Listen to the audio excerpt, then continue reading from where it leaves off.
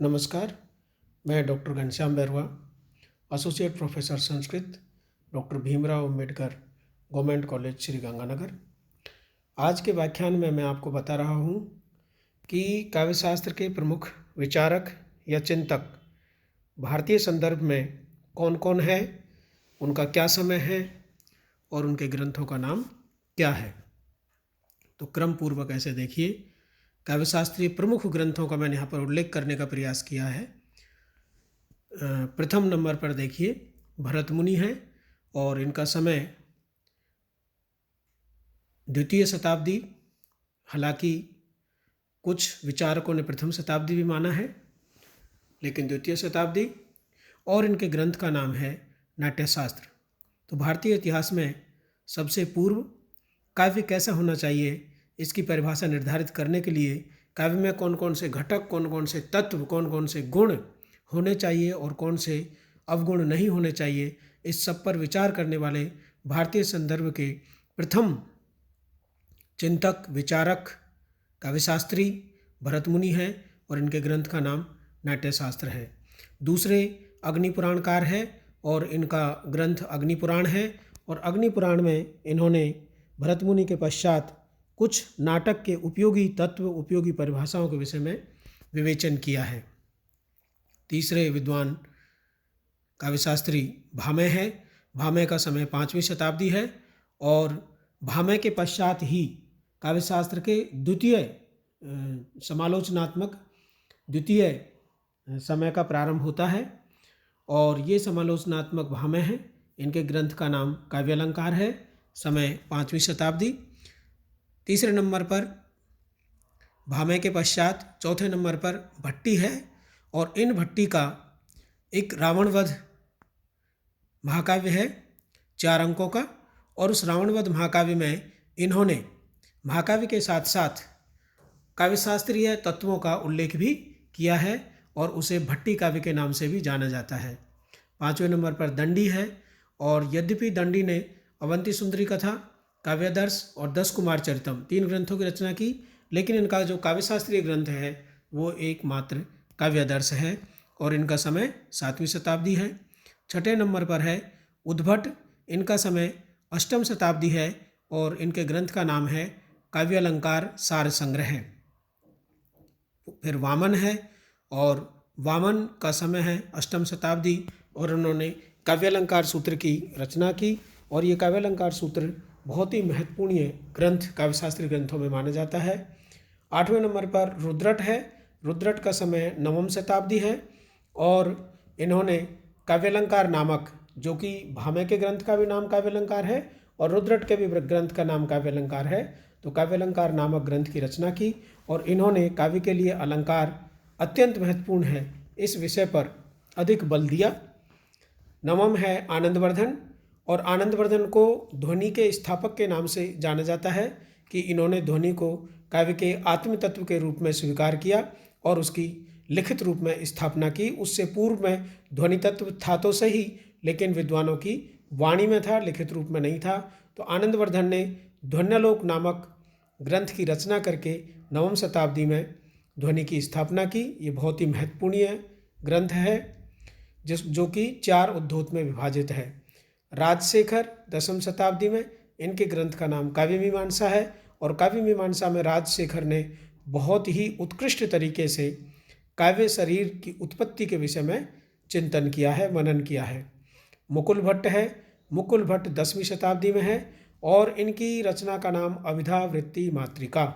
मुकुल भट्ट काव्यशास्त्रियों में एक ऐसे काव्यशास्त्री है जो 3 शब्द शक्तियों को मानने वालों का विरोध करते हैं और वो ये कहते हैं कि केवल काव्य से लक्ष्य अर्थ को जानने के लिए भी और व्यंग अर्थ को जानने के लिए भी अभिधा शक्ति की आवश्यकता है, अन्य लक्षण और व्यंजना की आवश्यकता नहीं है।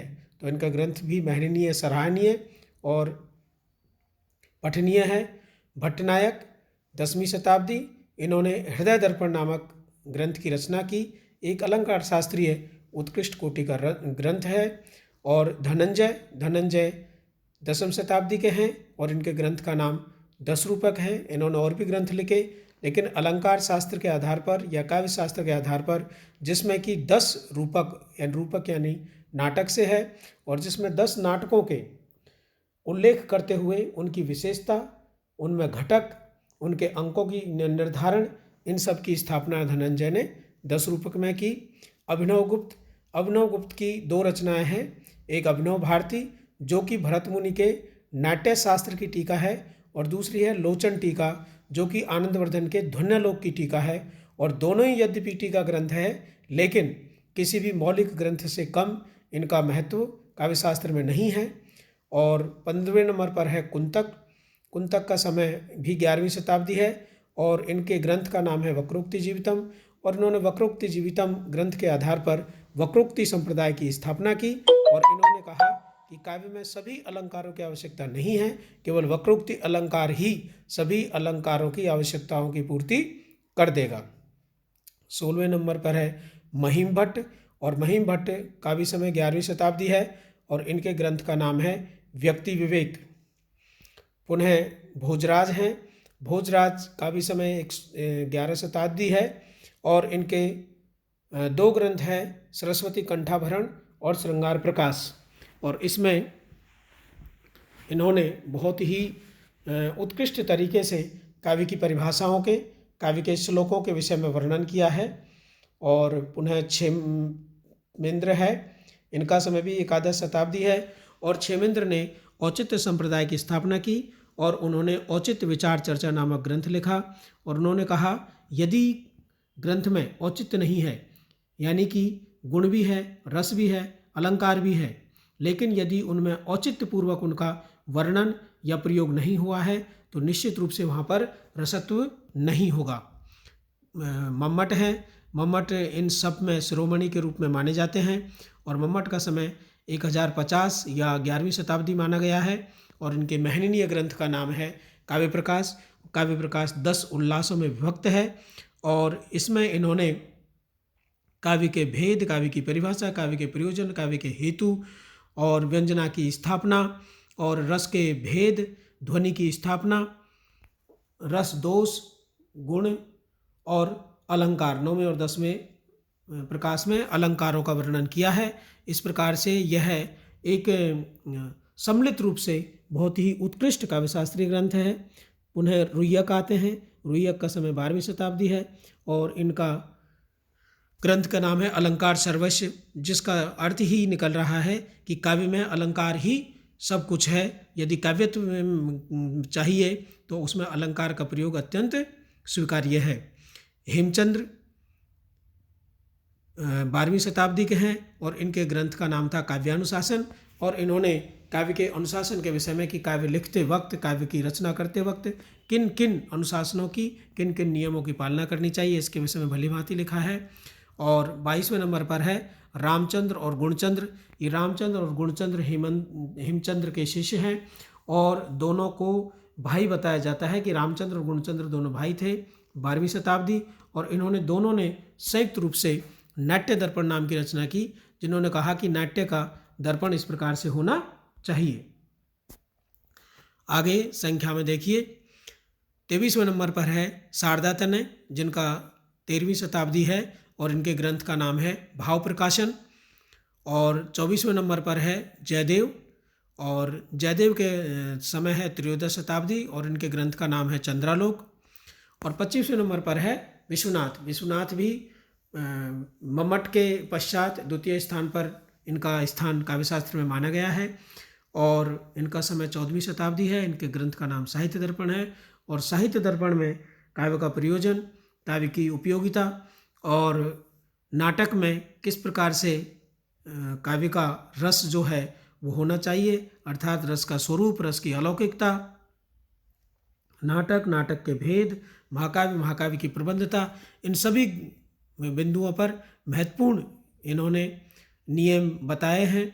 और 26वें नंबर पर विद्याधर है। विद्याधर की रचना का नाम एकावली है। 27 नंबर पर अप्पय दीक्षित और अप्पय दीक्षित का नाम समय 16वीं शताब्दी है और कुवलयानंद, चित्रमीमांसा और वृत्तवार्तिक अप्पय दीक्षित के 3 ग्रंथ हैं। और अंत में सबसे जो महत्वपूर्ण व्यक्ति है वह है पंडित जगन्नाथ और पंडित जगन्नाथ ने रस गंगाधर की रचना की और बताया जाता है कि रस गंगाधर आनंद में विभाजित है और अभी तक हमको 1.5 आनन ही इसके प्राप्त होते हैं।